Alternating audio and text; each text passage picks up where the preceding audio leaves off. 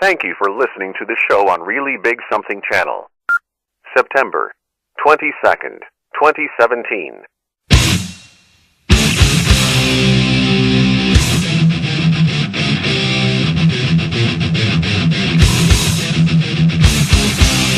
Warning: The Savage Nation contains adult language, adult content, psychological nudity. Listener discretion is advised.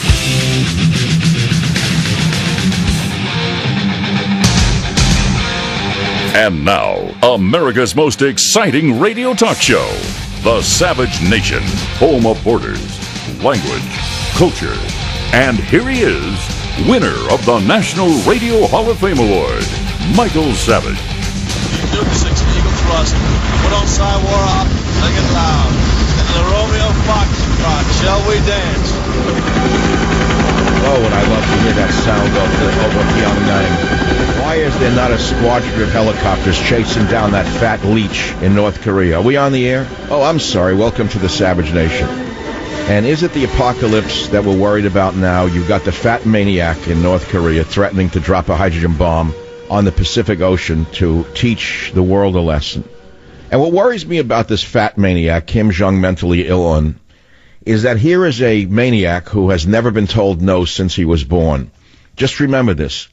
He is the third in line in North Korea who has robbed everything from all of his people so that he can live like the monster that he is, killing anyone who disagrees with him, killing, including his own uncle, who he had murdered in front of the other generals not too long ago because he thought that the general was conspiring with China to stop the madman. So here's a guy, Kim Jong mentally ill-un, loved by America's media. They choose him over Donald Trump. They mock Donald Trump and they respect Kim Jong mentally ill-one because those in Hollywood are drug addicts and mentally ill themselves. They, of course, side with the enemy of our survival.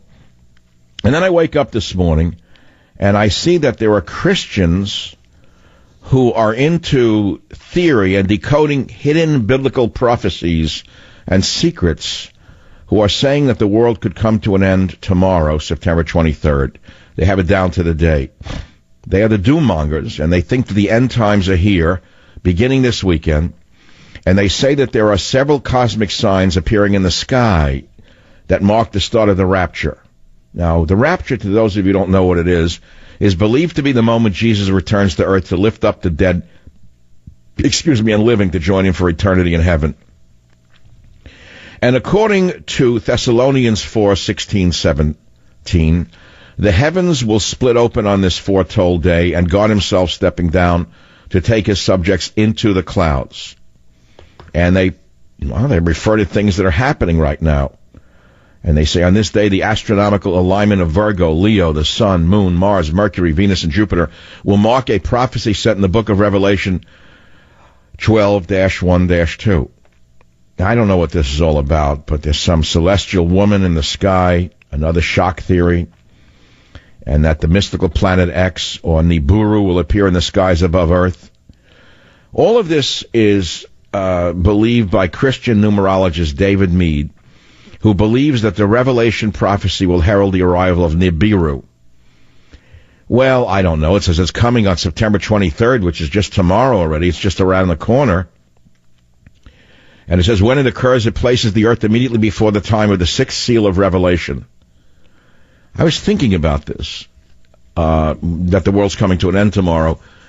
What would I do differently than today? All I'm worried about right now is doing a good show on the Savage Nation, getting through the day without hurting myself or anyone around me, meaning controlling my homicidal impulses. Let us see, what else? What I'm going to have for lunch, and I have a choice now between takeout Japanese food, which consists of farm-raised salmon, which will poison me, or I could get a takeout dish from the local Indian restaurant on the highway where I can get a goat curry of a goat that died of natural causes, that they worked the poor goat to death to age 35 on some farm up there in Sonoma, probably pulling a cart till he finally died of a heart attack, then they shot him and cut him up for the curry. I don't know which one to get. That's all I'm thinking about, if this is going to be my last day on earth. So I want to ask you, the listeners out there, I mean, I can do the politics if you want, but they're so troublesome and boring and insane, I don't want to do politics. I want to ask you a crazy question. I know you're all listening on the edge of your seat right now to where I'm going to go next. So here's where I'm going to go next, which is this. What if you knew for sure, you out there in the audience, you in New York City, you in California, you in Texas, you on these hundreds of stations this show is heard on and around the world on the internet, you, all of you, what if you really knew for sure that the world was coming to an end tomorrow? What would you do today? Would you change your life? Would you do anything differently? What would you do? I'm asking you a simple question. You don't think about these things. Maybe it's too gloomy, but I'm asking it anyway because it's an intriguing question. If you're not interested in it, I don't know. To me, it's the only question that's on my mind. Well, here's another one then. If the world was going to end tomorrow for certain, what would you do today? That's question one. And the phone number to call is a free number, is 855-400-7282, 855-400-SAVAGE, to the most interesting man on earth, me. And here's another question. Does anyone really have what they really want in life? Do you know anyone? I'm not talking about, well, they say ignorance is bliss. I don't know any truly ignorant people, so I don't know any blissful people. But everyone I know doesn't have what they want. They may look like they have what they want, but actually when you penetrate the cloak of the exterior, what do people, I mean, does anyone really have what they want in this life? Or was Mick Jagger's song, You Can't Really Get What You Want, closer to the truth? Would you play You Can't Really Get What You Want? 'Cause I don't think... There you go. Turn it off. Not interested. Too loud. It's rattling me. I'm not in the mood. I need something else. So apparently across America now, all of the good people are putting up hate has no business here signs. They have hashtags. Hate has no business here. And that means that they only want, it says on the sign, we respect women, we value black lives, we stand with our LGBT community members, we stand with immigrants, we stand with refugees and people of all faiths, we stand with our community, and they put the rainbow heart up. It says all are welcome here, except, you know who's not welcome? Conservatives, Christians, white males, heterosexuals. All are welcome there, though. And that's what's going on in this country. Crazy under the guise of peace, freedom, and love. They're full of hate. See, I'm getting the calls now on what would you do. Honest to God, this is a good question. I know it is. I'm burned out on politics. I mean, you want politics, go to the Drudge Report. And you get a link directly to Russia on the Drudge Report. You get all the Russian news. The crazies. They accuse Matt Drudge of colluding with Russia. This is Media Matters run by George Soros, the most evil man on the planet, in my estimation. Interpol should be looking for George Soros and his son somewhere around Katz's Delicatessen at noon, between noon and 3 o'clock, in a limousine outside as they send their driver in for meatloaf on rye. Crazy world. McCain again. Talk about him. What a nut he is. He won't repeal Obamacare now. I'm not into that whole subject. I could care less about it all. I mean, if you like socialized medicine, you can have your socialized medicine, only I'm not paying for it. McCain has always been a turncoat and a maniac. Look, the guy was brain damaged in Vietnam. He was hurt badly. The North Vietnamese tortured him for 5 straight years in the Hanoi Hilton. They broke him. He came out a nut. So I don't blame him.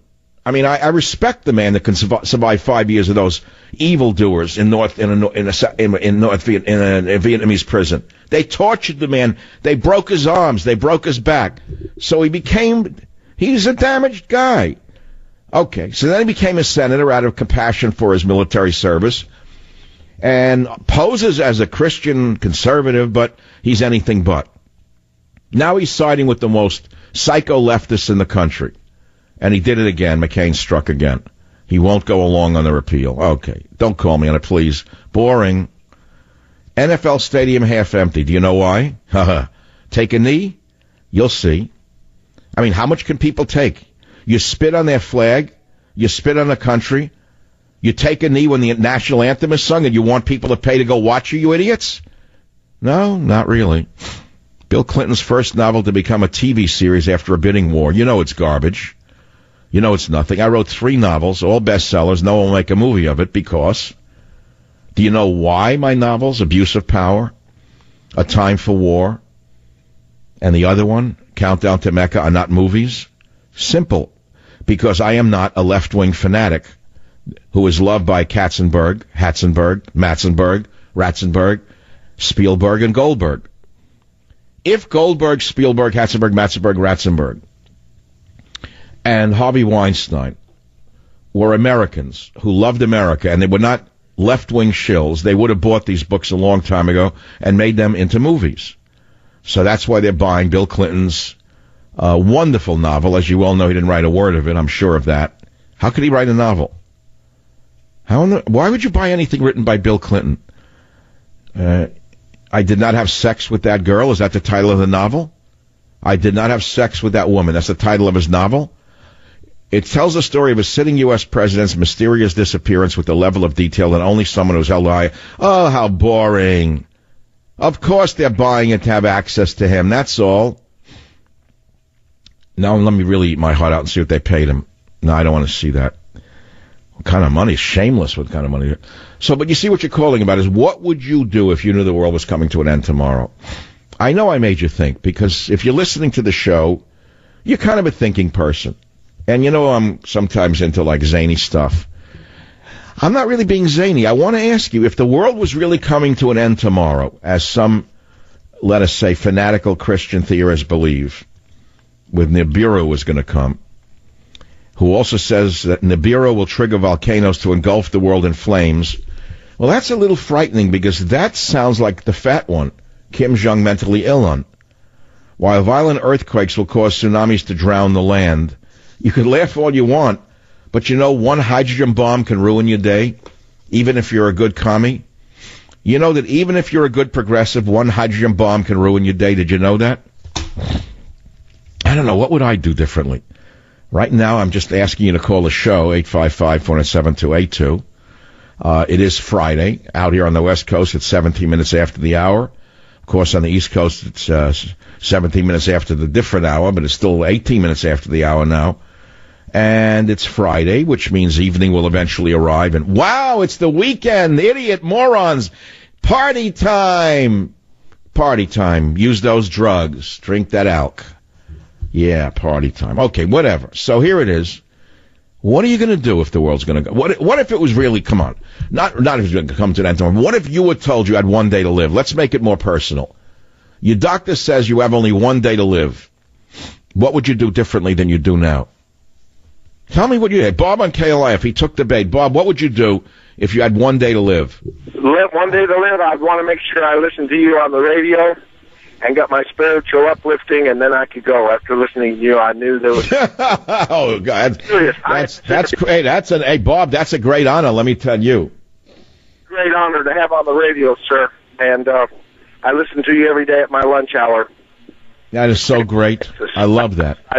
You know what? I got a lot of loyal listeners around America. They make my life have meaning. There's a word for it, a reason to live. This show gives me a reason to live, and I hope that you listening to the show and hearing other people who think the way you do gives you a little more courage to face the day in this world where it's very hard to get up every day and do your job so honestly. Bob, if you stay alive, we're going to put you on the list for my forthcoming book, God, Faith, and Reason. I'll be right back. Be here or be nowhere. Join the Savage Nation. Call now, 855-400-SAVAGE, 855-400-7282. Savage. The Savage Nation is sponsored by Swiss America, the only company I trust with my financial future. Call 800-289-2646 or SwissAmerica.com.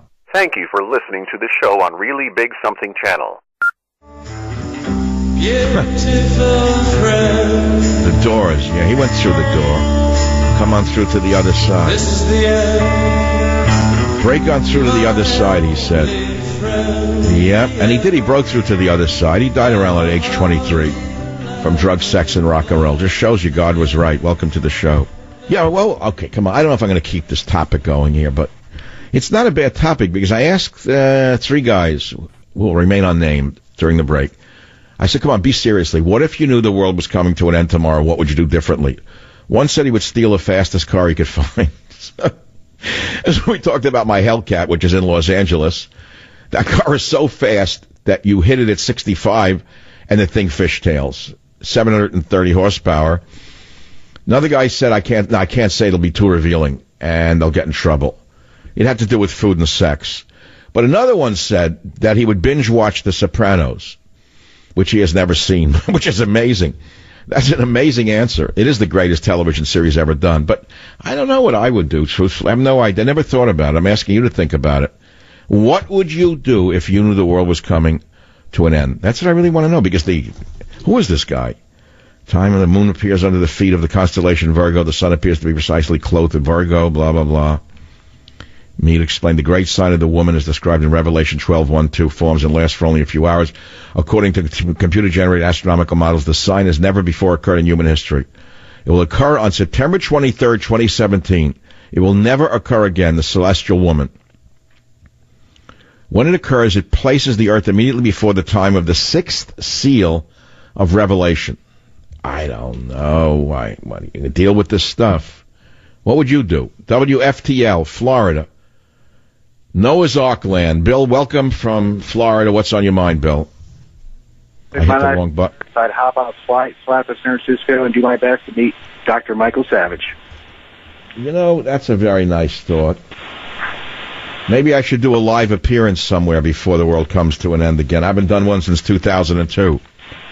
Well, we'd love to see you. I feel like I know you so much. You know, I like to have a vodka and have a beer once in a while, and I hear stories about Teddy and the traveling you do, and I can just relate. It's funny, when people meet me and they meet Teddy, they're more interested in the dog than they are in me. I'm more interested in you, but I like Teddy too. Yeah, he's getting old now. He's 13 years old. But you know the beauty of old dogs? They don't know they're old. That's why we love them so much. That's true. You know, they go through it. You know, that's the nobility of the animal. They don't say, "Oh, I'm old. I don't feel good. My back hurts. How are you today?" "Oh, I don't know. I woke up at a little..." They don't talk like that. They hop out of bed even though they're hobbling around. That's why we love them so much, because they have such courage, nobility, which some of us try to have in this world where everything is debased, isn't it? You look at television. You look at Jonas Schimmel on television, a talentless hack who reads other people's lines. When did a comedian on television become a politician? When? Join the Savage Nation. Call now, 855-400-SAVAGE, 855-400-7282. Savage. Thank you for listening to the show on Really Big Something channel. You know the day destroys the night. Night divides the day. Very talented guy. Belly up in a bathtub. All right, enough already. I rewatched that movie last night. The Doors. It was very well done, but you know, after you've seen it before and you look back as a mature man to the hippie era with her, what was it, Meg Ryan, you know, everyone fell in love with her during that movie. Oh, the hippie chick that he meets in Venice, and she hangs with him through all of his rises, a rock star, and he's with other women and this and that. Yeah, right. Terrible. Oh, by the way, here's some good news. The doom-mongering reverend who said the world is coming to an end tomorrow just changed his mind. Karen O'Toole, who does my website for me, michaelsavage.com, just saved me from this. And she said the man has changed his mind about the end of the world date. He said tomorrow is just the beginning of the rapture. Meade said the world won't end on September 23rd after all, but instead Saturday will only mark the beginning of a series of catastrophic events to occur over several weeks. Well, actually, that is going to happen. You don't have to be a genius to know that's coming. We know that. After the earthquake, after the floods, right? The hurricanes, the floods, and North Korea, something terrible's coming. We know that. David Meade, who claimed the world is ending tomorrow when a mysterious planet collides with Earth, is now backtracking on the calamitous claim. Instead, it's going to begin a whole new series. The world we know, he said, is ending, he told the Washington Post today. But he said a major part of the world will not be the same the beginning of October. Meade said his prediction is based on verses and numerical codes found in the Bible, specifically in the apocalyptic book of Revelation. He said recent events such as the solar eclipse and hurricanes, Irma and Harvey, are omens of the approaching apocalypse. The significant number is 33, according to Meade. Fine, great, darn. There goes the last meal. But it raises a kind of, existential question for you out there. Let's say you knew your world was coming to an end tomorrow. What would you do? I'm going to do one more segment on this. And the reason I'm doing it is because I'm filibustering the news. I do not want to talk about Obamacare. I don't care about Obamacare. I don't care about health care. I don't want to do it. I can't take it. One more day of looking at websites with news, and I don't know. No more. McCain and Obamacare, not again. The election of Strange and this one, that one, Luther Strange. I don't know. I'm in the business and I don't care about this stuff. How can the average person in the street know what this stuff means? See, this is the problem with those of us in the media. We're on the news there every day. That's what we do for a living. We study this stuff. We read websites. That's all we do is read other people's websites, my website.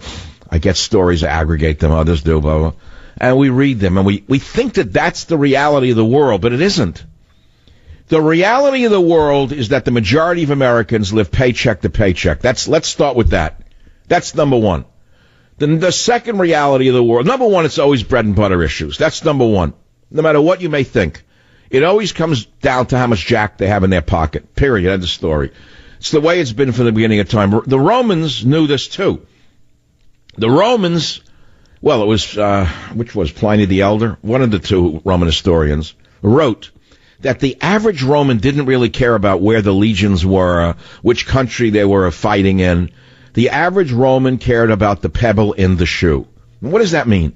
It means the average Roman cared about the price of bread or about the price of, basics. That's all he cared about, the pebble in the shoe. He didn't care about whether the Roman legions were fighting in Germania. They didn't care about that. And that's the same as today.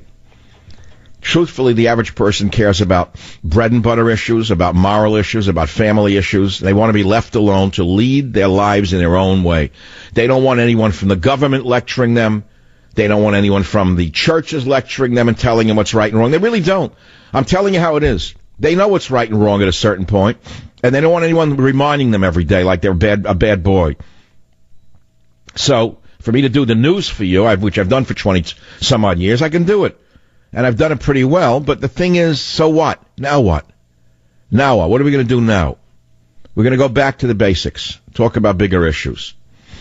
Bigger issues. We got to deal with bigger issues in this country.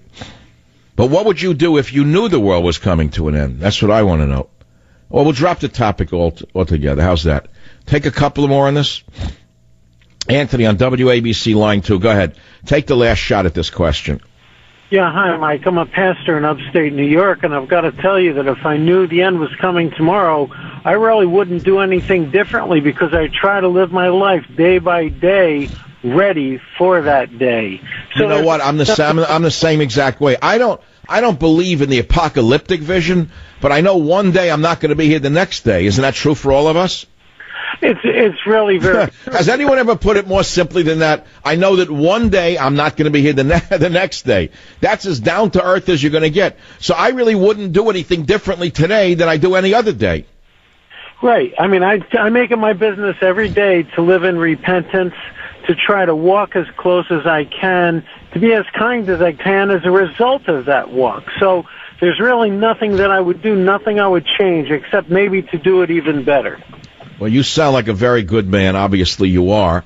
You're trying your best living in this crazed world of ours. I'm going to send you God, Faith, and Reason if you'd be kind enough to read it and receive it and read it, because as a man of faith, maybe you're not interested in my struggles to find meaning in life and my struggles to find God more specifically. Where do you find God every day, by the way? Well, a couple of places, Mike. First of all, let me tell you, I'll be honored to receive your book, and I will read it. Not for the reason of trying to create a polemic against it or for it, but just simply because you have raised issues and questions and alternate ways of looking at these things that I think it's very important to hear, no matter what your faith orientation might be. So I find God, quite frankly, obviously in prayer. I find God in silence. I find God in good music.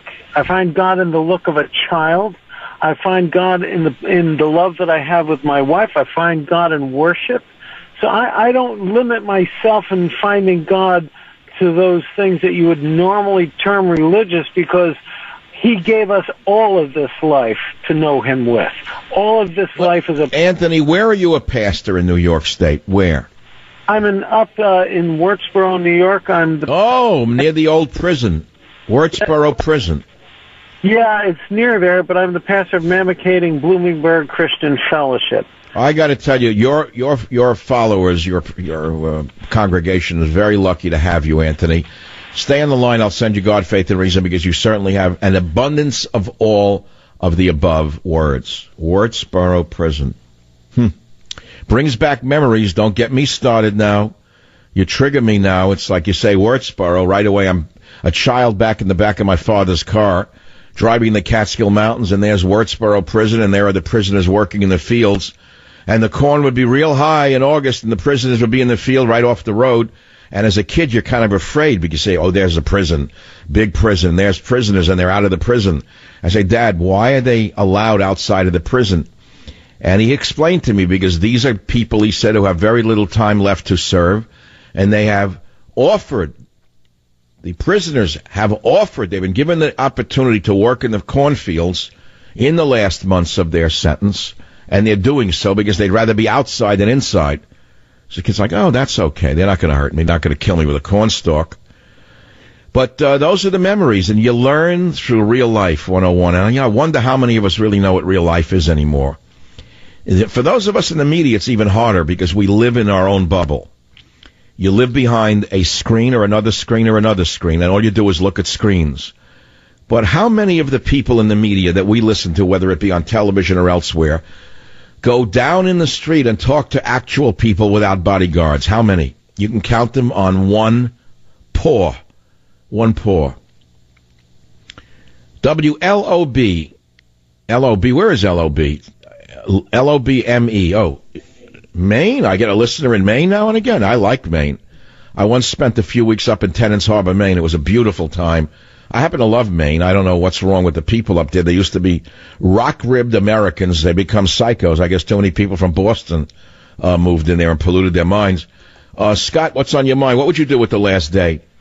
Yes, I would strive to sit in the full lotus for 2 hours. I've sat in the full lotus for 1 hour many times because I practice. Is that a coffee shop in Maine, the full lotus? No, it's the position that all the Buddha statues that you see are sitting. No, I'm joking. I know what it is. I was actually painting a Buddha yesterday. No, I was trying to copy and paint the Buddha, but what would that do for you sitting on your butt for 3 hours in a full lotus? Well, I practice Falun Gong or Falun Dafa that's being persecuted in China, and it's a very profound practice about purifying your body and your mind. So sitting in full lotus helps you to dissolve your own karma, which is the origin of tribulations and diseases, from my understanding. Unbelievable. Full lotus. Well, I have another rule that I follow when I get a little anxious, which is when in doubt, get horizontal. It works every time. Yes, well, try that full lotus, and if that's a little tricky. What could be more comfortable than lying in bed? Why would I? No, I'm not being facetious. How can you beat pulling the curtains, blocking all the light, which of course calms you down immediately, and lying in bed quietly, not watching television? Just lying in a quiet, dark room is probably as meditative as you can get. Are you saying full lotus is better than that? I am, because it can actually help you to dissolve karma, which is what makes us sick. The human body's not supposed to be sick. People can, when the Chinese Communist Party studied the practitioners in China and realized that all of their illness, diseases, mysterious, unknown, incurable, terminal, everything was falling. So you're in no, I'm going to follow you on this. Okay, so you're sitting in full lotus. That's with your legs crossed, right? Yes. And where do your arms go during full lotus? Well, there's actually a couple positions that you make, and then you end up in what's called Jie-Ying, with your hands overlapping in your lap. But you do it's called the fifth exercise of the 5 exercises of the practice. Okay, I got it. So let's say I get this practice down with my body. Where does my mind go during full lotus? Well, you don't get in a trance. You always know that you're practicing, but you just get in a deep tranquility. You try not to have the bombardment of thoughts interfere with you being tranquil. Okay. So does it turn off the inner chatter? Well, you try to, yes. And if it comes, you just tell yourself it's not the real you. The real you wants to be tranquil. And all of our attachments kind of make. It's very interesting how people try to achieve peace in the inner mind through different means. You're talking about meditation, full lotus. I recently went to a watercolor class, for example, one of my hobbies. And the teacher said, when the mind chatter starts and you hear your mind saying, this is no good, this painting is no good, she said, turn it off. She said, because that's just your doubts speaking. It's not the real you. And she said, keep painting through that. So in many ways, people can find that calmness in different ways, don't you think? Well, yes, but what makes the dissolving of karma a step above a lot of the other practices is the body and mind is one and the same. So if you can actually purify your body... I can't say I'm going to ever try it because I find it a very uncomfortable position. But hey, I'm glad you shared that view, Scott, and I'm honored that you listened to me from Maine. I'm running short of time. It's 47 minutes after the hour. This is Michael Savage, saving your mind for another day. Join the Savage Nation. Call now, 855-400-SAVAGE, 855-400-7282. Savage. The Savage Nation is sponsored by Swiss America, the only company I trust with my financial future. Call 800-289-2646 or SwissAmerica.com. Thank you for listening to the show on Really Big Something channel. You know, I learned something shocking from an FBI report recently. Do you know what the average property loss from just one home break-in is? $2,316. Just think of this for a minute. One burglary over $2,000. If you tally up all the burglaries in this nation, it's amazing. The total loss is in the billions. With so much to lose, I'm telling you, it's as important as ever to protect your home. I want you to try it with Simply Safe Home Security. There's a couple of reasons for this. Simply Safe protects every door and window in your home. The system is completely wireless, so you can put it in yourself without drilling holes in your wall, and then you get professional alarm monitoring around the clock ready to send police. And with Simply Safe, if you move, you can take the system with you. You don't have to pull out wires for only $15 a month. With Simply Safe, you can be sure that your home and your things are protected. So please go to simplysafesavage.com, SIMPLISAFE savage.com, and you're going to get a special 10% discount when you order today. Or if you want this special security system right away, visit your local Best Buy, and you'll have your home protected by tonight. That's simplysafe.com for 10% off, simplysafesavage.com. Well, the news is pretty terrible out there. I couldn't sleep last night, which is why I'm actually glad I'm doing this topic of what would you do if the world came to an end tomorrow. I couldn't sleep thinking about the maniac in North Korea who threatened yesterday to drop a hydrogen bomb in the Pacific. Should I think he can't do it or won't do it? I take this man very seriously. But what are Trump's options? Let's get serious on this issue for 1 minute. Put away the word Trump, because 50% of America hates him. And the other 50% voted for him roughly, which is now down to probably 25% love him. But he is the president. He has the power of life and death and the power of war in his hands. And it's time to unify behind him, because if you don't, it can be very dangerous for the world. So I'm asking you a question. North Korea says they could drop a hydrogen bomb over the Pacific. What would we do? Tell me what we can do.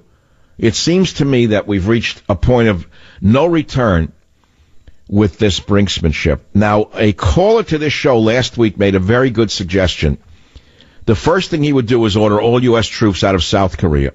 That's an amazing idea.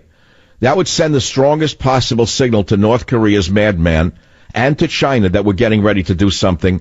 Because, you see, right now, hundreds of thousands of U.S. troops are in South Korea. They are hostages. They're the hostages of the madman's artillery pieces, the madman's nukes. But if we get our troops out of South Korea, anything could happen. Do you get that picture? It's a very good idea. Did anyone hear that show? What would you do right now to stop Kim Jong mentally ill on before he destroys the world by setting off a chain reaction? Huh? It's a good question. You have a good answer? Join the Savage Nation. Call now, 855-400-SAVAGE, 855-400-7282. Savage. Thank you for listening to the show on Really Big Something channel.